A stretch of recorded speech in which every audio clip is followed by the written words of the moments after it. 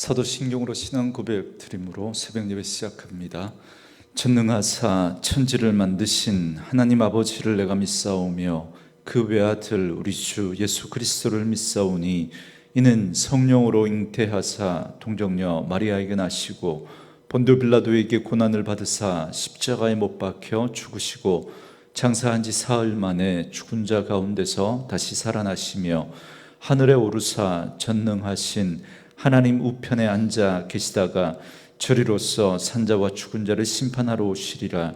성령을 믿사오며 거룩한 공회와 성도가 서로 교통하는 것과 죄를 사하여 주시는 것과 몸이 다시 사는 것과 영원히 사는 것을 믿사옵나이다. 아멘. 이 아침에 우리에게 주시는 하나님의 말씀은 시편 64편 64편 1절에서 10절 말씀까지입니다. 시편 64편 1절에서 10절 말씀까지 우리 말씀 찾으셨으면 한 목소리로 같이 읽습니다. 하나님이여, 내가 근심하는 소리를 들으시고 원수의 두려움에서 나의 생명을 보존하소서. 주는 악을 꾀하는 자들의 음모에서 나를 숨겨주시고 악을 행하는 자들의 소동에서 나를 감추어 주소서. 그들이 칼같이 자기 혀를 연마하여 화살같이 독한 말로 겨누고 숨은 곳에서 온전한 자를 쏘며 갑자기 쏘고 두려워하지 아니하는도다. 그들은 악한 목적으로 서로 격려하며 남몰래 올무놓기를 함께 의논하고 하는 말이 누가 우리를 보리요 하며, 그들은 죄악을 꾸미며 이르기를 우리가 묘책을 찾았다 하나니 각 사람의 속뜻과 마음이 깊도다. 그러나 하나님이 그들을 쏘시리니 그들이 갑자기 화살에 상하리로다. 이러므로 그들이 엎드러지리니 그들의 혀가 그들을 해함이라. 그들을 보는 자가 다 머리를 흔들리로다. 모든 사람이 두려워하여 하나님의 일을 선포하며 그의 행하심을 깊이 생각하리로다. 의인은 여호와로 말미암아 즐거워하며 그에게 피하리니 마음이 정직한 자는 다 자랑하리로다. 아멘. 오늘은 함께 읽으신 시편 64편 1절에서 10절 말씀을 중심으로 원수의 화살과 하나님의 화살이라는 제목의 말씀으로 잠시 은혜를 나누겠습니다. 오늘 본문은 다윗이 압살롬의 반역으로 인해서 쫓겨날 때 그때 지은 시입니다. 오늘 이 시에서는 다윗이 많은 대적 앞에서 고백하는 그 하나님에 대한 고백을 통해서 우리가 하나님이 어떤 분인지를 알 수 있습니다. 하나님께서 베푸신 은혜를 조금이라도 의심하는 그런 분들이라면 오늘 이 다윗의 고백을 통해서 하나님의 큰 은혜를 회복하는 그런 귀한 은혜가 있기를 소망합니다.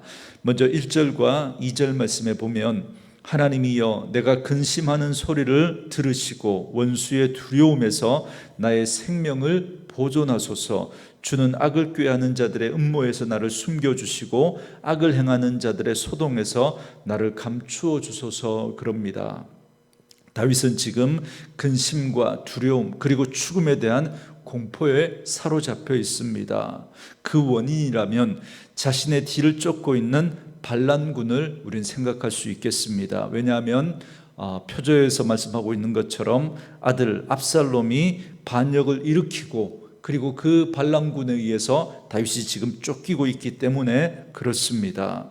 더군다나 그 수괴가 아들 압살롬이라는 사실, 그리고 그의 믿었던 신뢰했던 친구들이라는 사실이 더욱더 그를 괴롭게 했을 것입니다. 그래서 그들에게 숨고 싶고 그들의 목소리조차 듣고 싶지 않다라고 지금 그는 외치고 있습니다. 왜냐하면 대적들은 없는 말들을 막 지어내어서 다윗을 음해하고 있기 때문에 그렇습니다. 3절과 6절 말씀에 보면 바로 그 이야기를 하고 있습니다. 그들이 칼같이 자기 혀를 연마하여 화살같이 독한 말로 겨누고 숨은 곳에서 온전한 자를 쏘며 갑자기 쏘고 두려워하지 아니하는도다.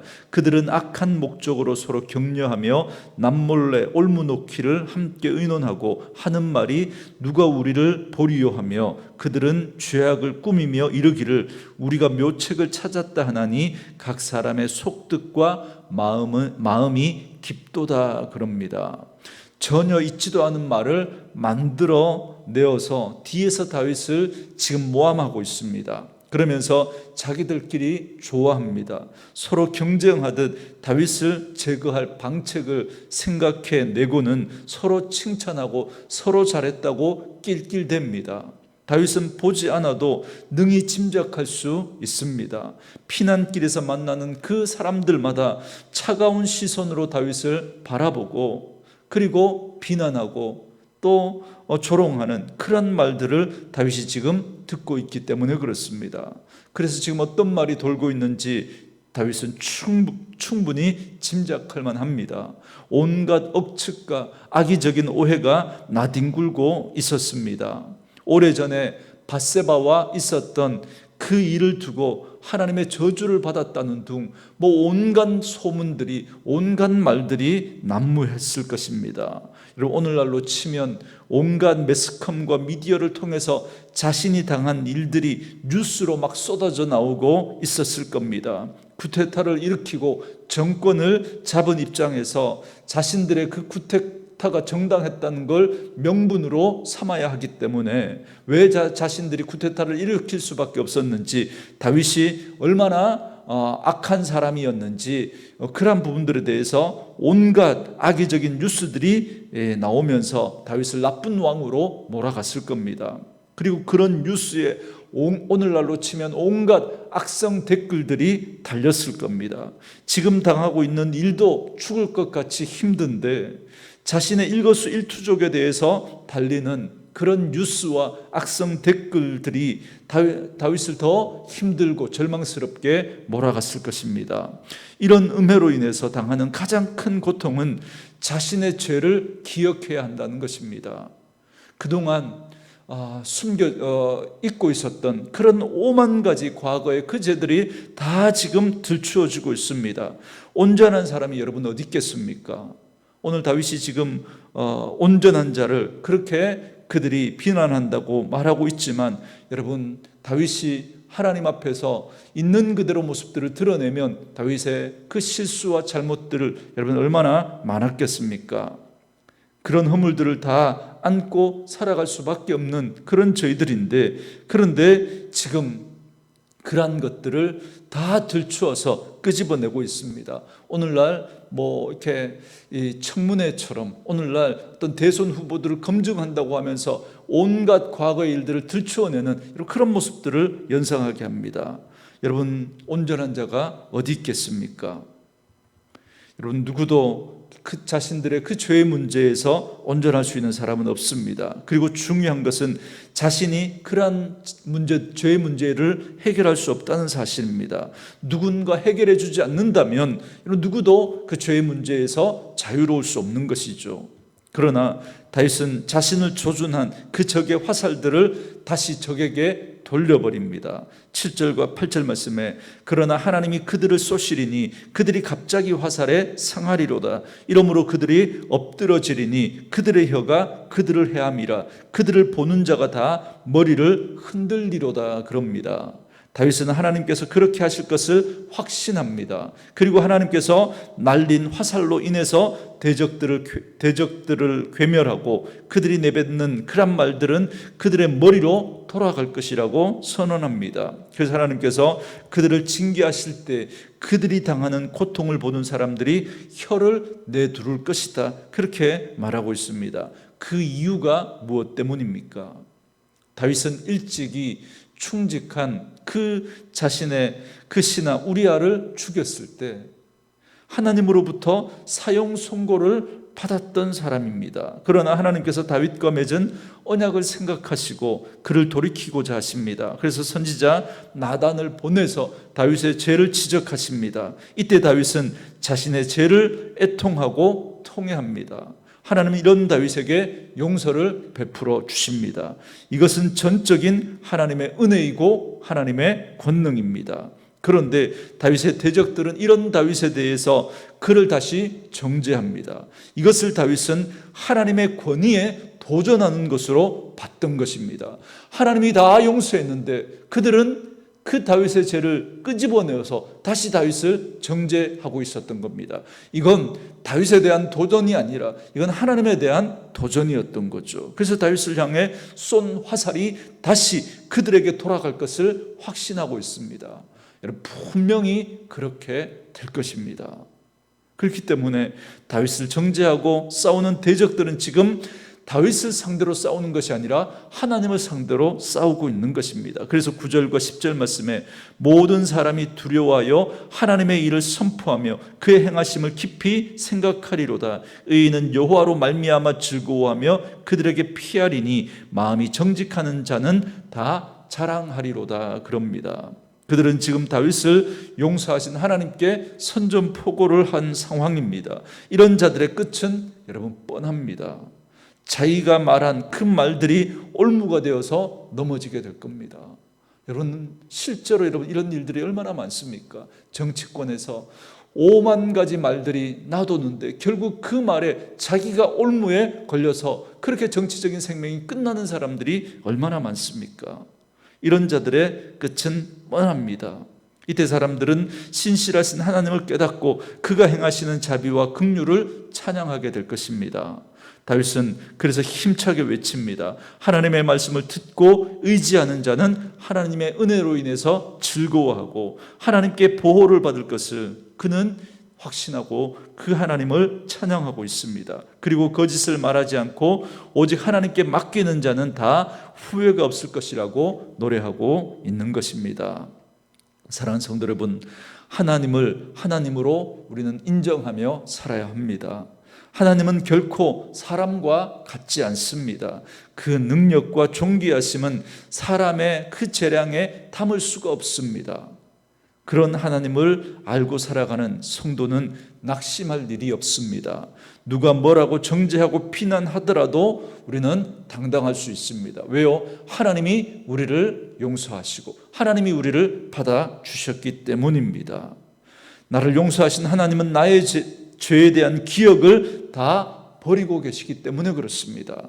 이것이 바로 신자의 놀라운 특권이 아닐 수 없습니다. 오늘 하루도 하나님 앞에 설 수 없는 부족한 저희들이지만 그러나 저희들을 용서하시고 용납하신 하나님의 은혜로 말미암아 오늘도 우리가 그 하나님의 은혜 앞에 당당히 나아갈 수 있는 것입니다. 오늘도 우리에게 베푸르신 그 하나님의 은혜를 생각하고 우리가 하나님 앞에서는 우리가 죄인이지만 그러나 우리를 정죄하는 그런 사단의 공격 앞에서는 당당함으로 나아갈 수 있는 저와 여러분 되어줄 수 있기를 주님의 이름으로 축원합니다.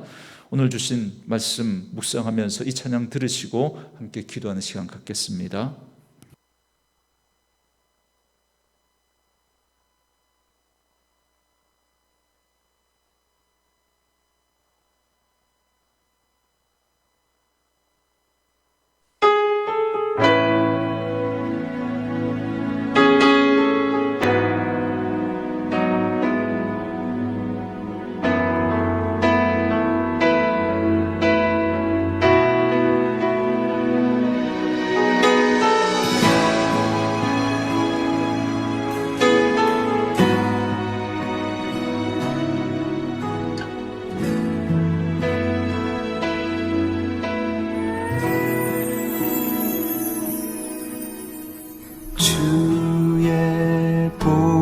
보좌로 나갈 때에 어떻게 나가야 할까? 나를 구원한 주의 십자가 그것을 믿으며 가네.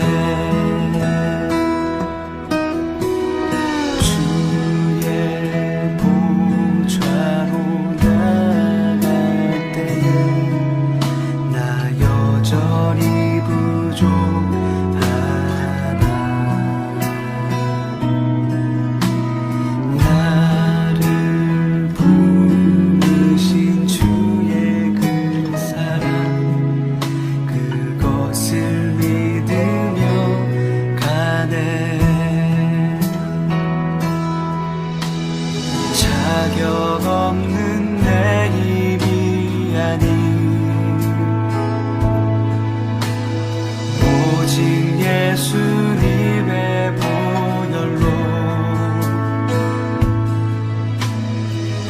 자격 없는 내 힘이 아닌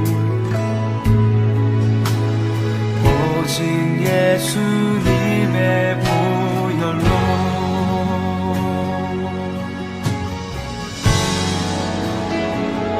십자가의 보혈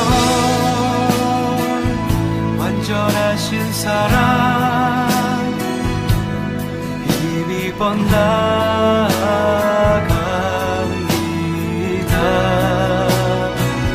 십자가의 보혈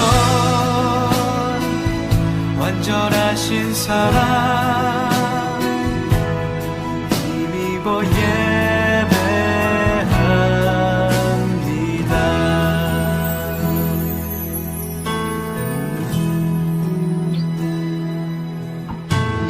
주의 보좌로 나갈 때에 어떻게 나가야 할까? 나를 구원한 주의 십자가 그것을 믿으며 가되 주의 보좌로 나갈 때에 나 여전히 부족하다. 나를 부르신 주의 그 사랑 그것을 믿으며 가네.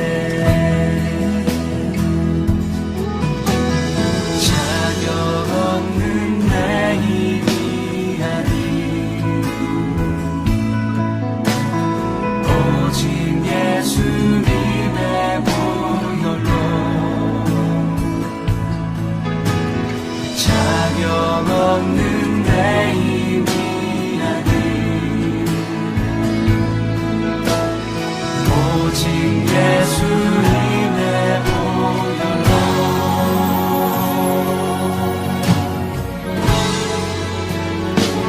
십자가의 보혈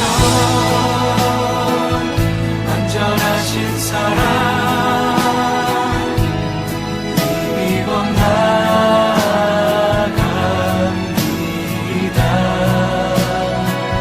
십자가의 보혈 완전하신 사랑 힘입어 예배합니다. 십자가의 보혈 완전하신 사랑 힘입어 나갑니다.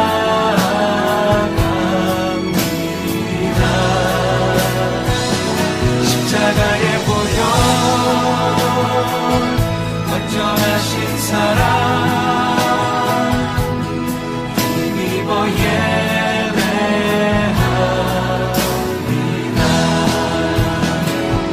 십자가의 보혈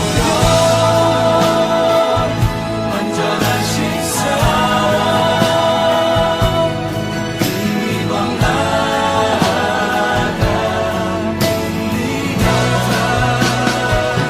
십자가의 보혈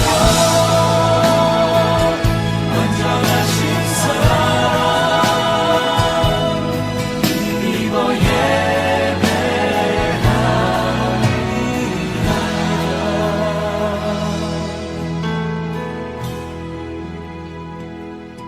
십자가의 보혈 완전하신 사랑 힘입어 나갑니다.